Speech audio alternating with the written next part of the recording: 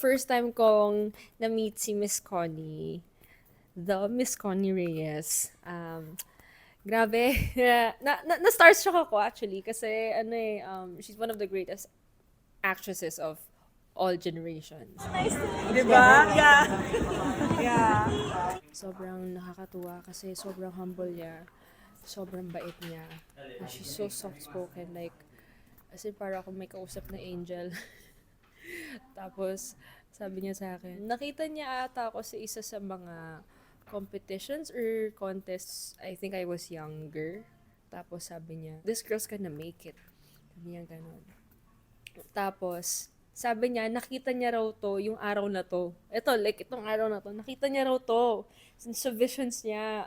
Tapos sabi ko, oh my God, like grabe. Parang napaka-prophetic nung moment na yun. Tapos sabi ko, hello talaga po ba? Yes. Starstruck na talaga. Nakangiti na ako, nakatingin na ako sa kanya the whole time. And he's an amazing person. So kind-hearted. And she shares so much wisdom sa lahat ng mga artists actually na nakakatrabaho niya and mga nami-meet niya. God bless you. God bless you. Grabe.